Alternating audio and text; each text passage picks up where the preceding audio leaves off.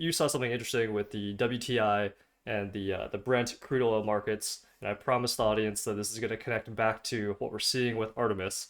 But can you explain first for us, what is it that you're seeing in those Brent and WTI crude markets, and how is that emblematic of what we're seeing broadly for American growth? So this morning, I popped up my Bloomberg terminal, logged in to work, and something I haven't seen in a while was on the main front page dashboard. This is both on the desktop and then the mobile app. The WTI price was quoting above the Brent crude reference price.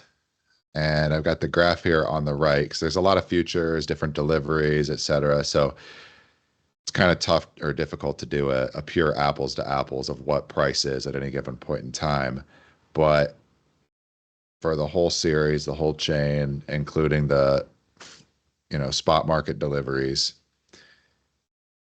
this is a big deal in my opinion. So prior to 2011, it used to be more common that WTI price would actually clear above the Brent crude contract, just reflecting the quality differences in the WTI market, as well as, well, it was also a kind of a landlocked market with delivery in the interior of the United States, all of that.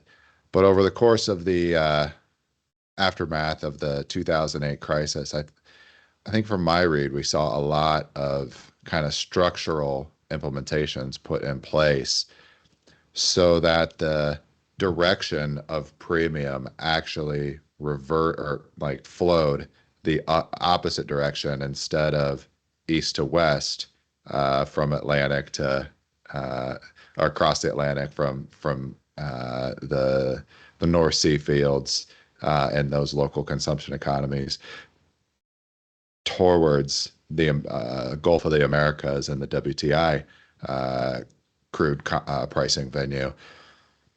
It's actually flipped the other direction. And I think this is reflecting the same commodity market kind of repricing, the taking of control away from the Europeans and the UK island nations, if you will, as the determining venues for pricing in gold and silver, as we saw, um, rear its head in November, December, and January at the turn of 2025 into 2026. I think these events in the Persian Gulf that have been at the top of the headlines since the Iran military operation on February 28th, as well as in conjunction with the January 2nd extraction of Maduro, which we view as bringing Venezuela and its energy markets, its local economy, into the orbit of this American sphere, right? Really centered around the Gulf of America and the Gulf Coast economies. Um, those two actions have basically, in all practical purposes, been a follow through of taking control of commodity base level commodity pricing into the hands of, it could be the United States or it could be China at this point for who sets marginal price. But what we are very clear on at this point is that it's no longer happening in Europe. So you see the chart on the right. These are pulled from the Yahoo Finance, time series. I don't think they're plugged deeply into the futures markets, but you see that $3 premium for what it was quoting the CL contract, crude oil WTI Midland versus the Brent crude basket at 108. This is a big deal. That is kind of secular in nature. This is a changing of the guards, if you will.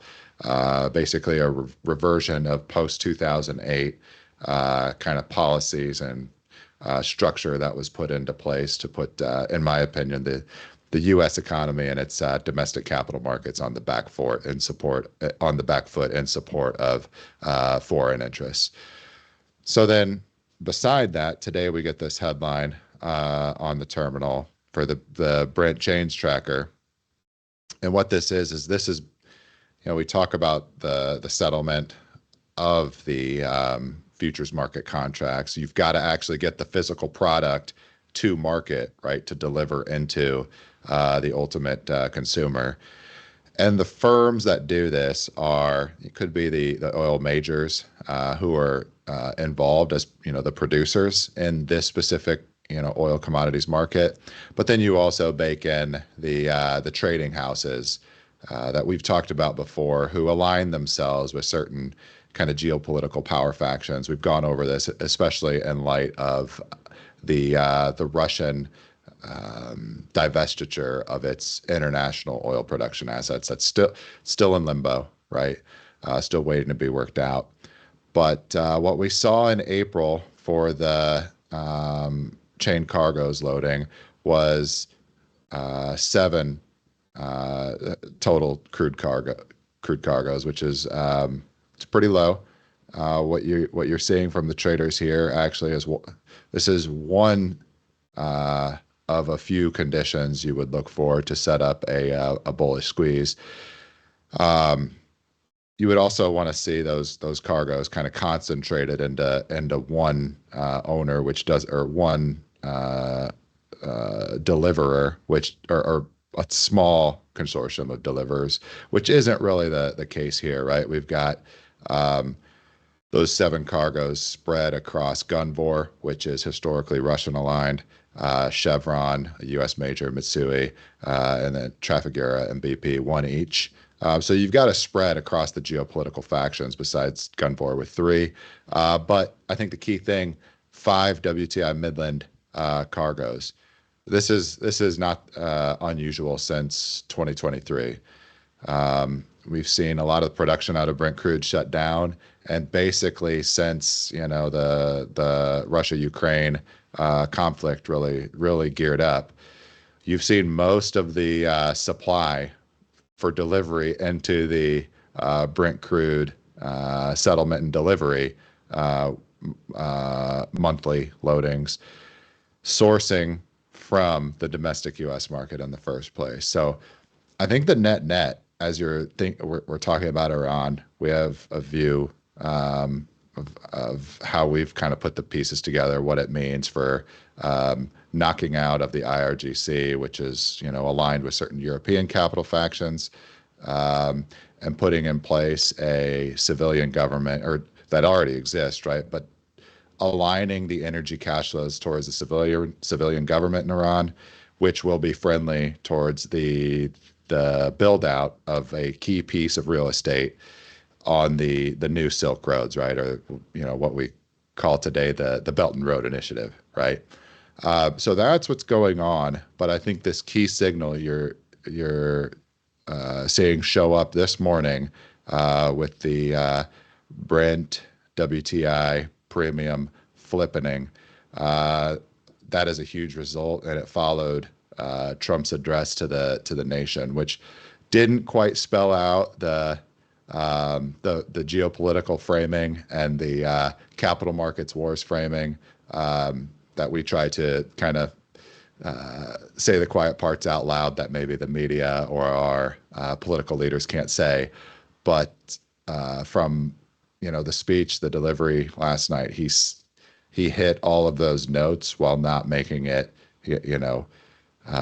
slap you right across the face that obvious in my read. So the market reaction this morning to flip those premiums, this was the first day since March 28th that the whatever index that front or whatever price, because futures prices, you've got different monthly deliveries, and what they quote for the WTI number and the Brent number, they might not match up apples to apples, but this was the first time that front page it flipped since the beginning of this Iran engagement on February 28th. to WTI being priced above Brent. So huge step here. And I think what it's reflecting, right? You think about the change of direction from, hey, we're going to use or we're going to structure the markets to bias towards giving a home field advantage or a playing field that's tilted in the direction of Europe. That's gone, right? The direction, the vectors flow towards the Gulf of America.